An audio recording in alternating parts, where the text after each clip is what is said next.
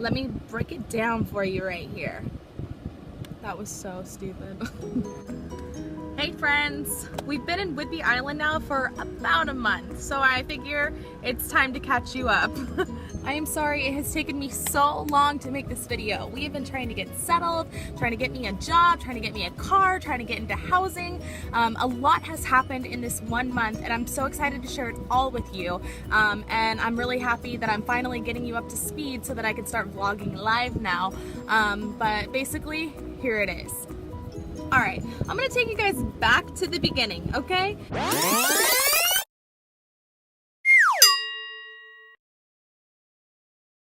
So you guys know, as soon as we got on Whidbey Island, we did not know where we were going to be living. We knew we were gonna spend some time at the Navy Lodge. In the hotel room that we've been staying at. And I look outside. It's the first cloudy day I've seen since we've been here. During that time, we're gonna try to find a place to live. We kind of put buying a house on hold because for what we were approved for, we really can't get what we're looking for on this island. So we're gonna hold off on that, and then we put renting off.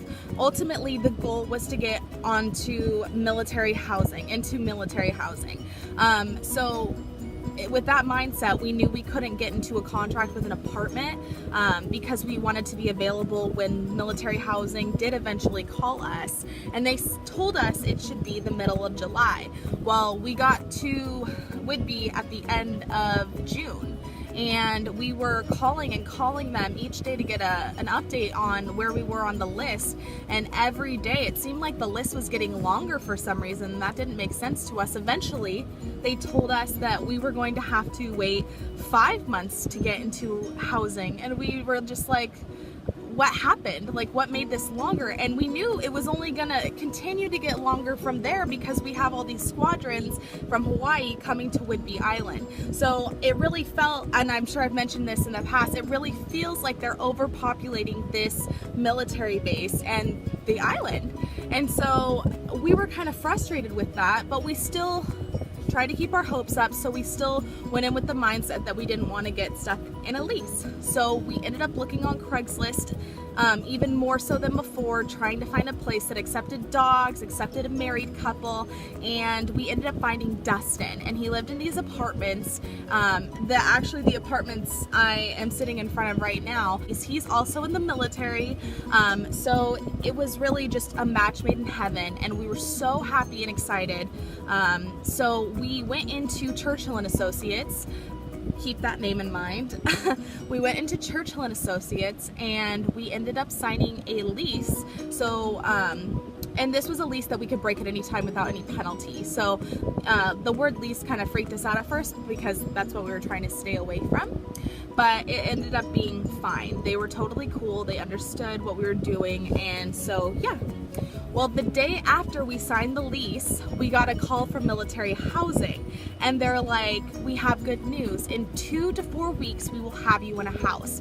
And we could not believe it. We were so excited, but we're like, of course, the day after we sign a lease. I mean, we still needed a place to live, but we felt bad because we told this guy we were probably gonna be there for at least 2 to 3 months. Obviously, we were happy and we were hoping he would be happy for us, but we were just like, of course, you know? So we didn't have an exact date at that point, but we did know we were going to be in a house on military property by the end of July. So we kind of kept that to ourselves because we didn't have a date and we didn't want something to go wrong and then us be kind of stranded. So we still went forward with Dustin. We moved in. Getting ready to unload for the first time since moving here.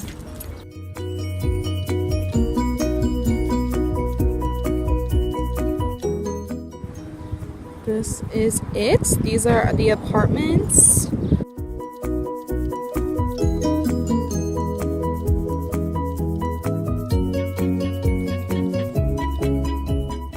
He has a dog. His name is Bandit. Jaxie and Bandit got along really well.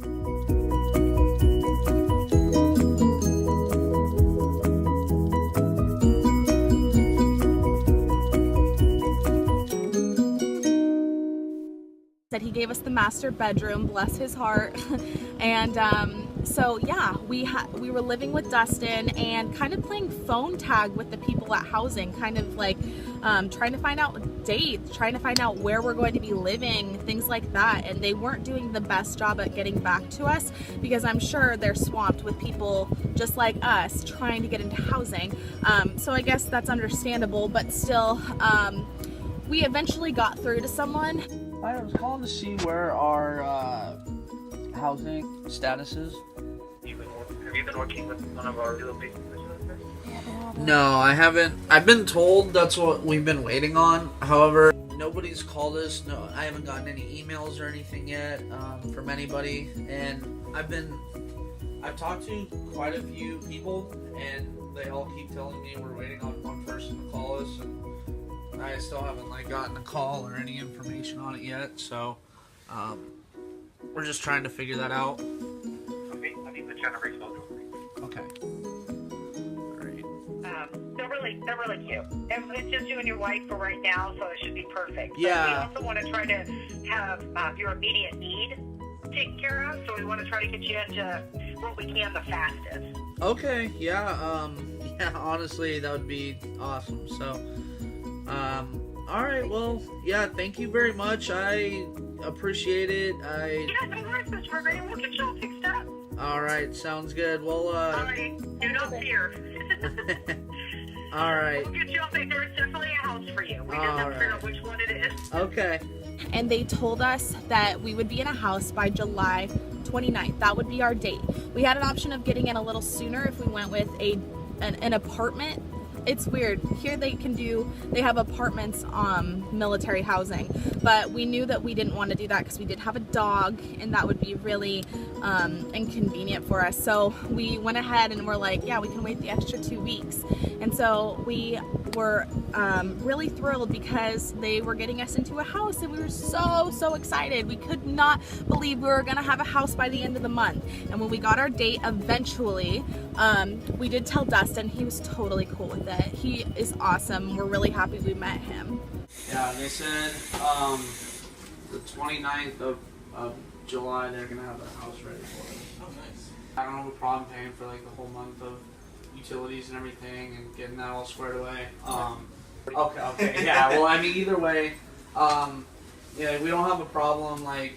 If you wanted to, start advertising the room and everything. I wanted to tell you as soon as we got word of it. That way you could start, if you want to get another roommate, you can start advertising as soon as possible. Oh, yeah, I definitely appreciate it. No, It's all good. I know y'all were wanting to get in housing anyway, so yeah. I was already mentally prepared. Alright, well. No, it's all good though. Alright. So going back for just a second, we went into Churchill and Associates, that was the name of the management company, to sign the lease when we got on with Dustin. And during that time, I had asked them if they were hiring, and she said they were. And I'm like, perfect, I'll go home, fill out an application, send it in. Where are you going? I don't know. It's really just sprinkling, but it's still rain. I'm gonna count it. Probably no one else would, but us Arizonans would count this as rain. We're going to go print references so I can send it in with my job resume to a job, hopefully, that I can acquire this week. This is weird. I have sunglasses on, but it's not sunny, but but it's still bright. Yeah. I don't know. It's a strange place, Washington is. I don't know. I still got sun face when I take them off. Yeah, me too. I have sun face right now. But then it's all good when I got my glasses on. It's a strange place. I ended up getting an interview. I was so happy. I went in and the interview was so quick. Love you. I love you too, Push babe. me, You're love. gonna do great.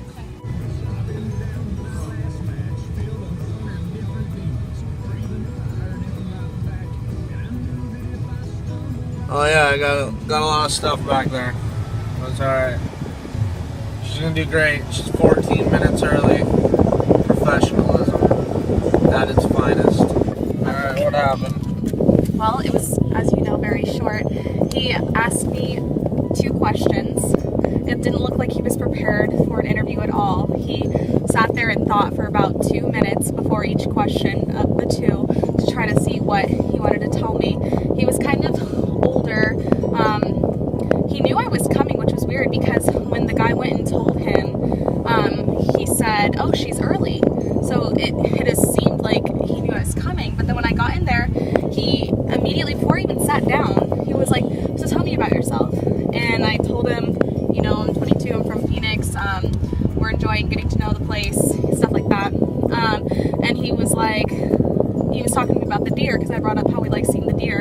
And he was like, "Yeah, I have deer in my orchard." And I was like, "Wow, that's awesome." And then I was like, "Yeah, he's like, it's very different from where you're from, right?" And I said, "Yeah." He said, "Where are you from again?" And I said, "Phoenix, Arizona." And he was like, "Yeah, it's very different." And I also told him about Jaxie, and he was like, "Oh, what kind of dog do you have?" And I said, "A German Shepherd." And he said, "Oh, a lot of panting." And I said, "Yeah, a lot of panting." And I was like, "Yeah, when they drink water and the water goes everywhere." And then after that question, he asked me if I had any reception kind of background, or if I've had any experience in the reception. And I said, "I have not been a receptionist before, but I've worked in a bank and I was a teller, and part of that role is you take shifts going up front and kind of making appointments for the bankers and, you know, take calls, kind of the customer side of reception." I was like, I feel like I've done a little bit of it, but I've never done like the clerical side of it. And then we talked about that for a minute, and he said, "Yeah, when I go into the bank, they always say hi." And I was like, "Yeah, that's part of the role. You're supposed to know your customers, things like that." And then he's like, "Well, thank you for coming in today." And I was like, "Oh yeah, thank you." And that was it. He didn't tell me I got it. I don't know. I didn't know if because I didn't have any experience that hindered me. He didn't seem to be like, "Oh my gosh," or anything. Like, he almost looked as if I was overqualified, which I probably am a little bit, but for a reception front desk job. But the interview itself went very well, all 2 minutes of it. The question and answer part was really, I went in at 2:46, it's 2:56, and I had to walk to Billy and walk to the truck, so. Almost 3 minutes. Stop it for a second. What does this mean, people? And I wasn't sure if I got the job.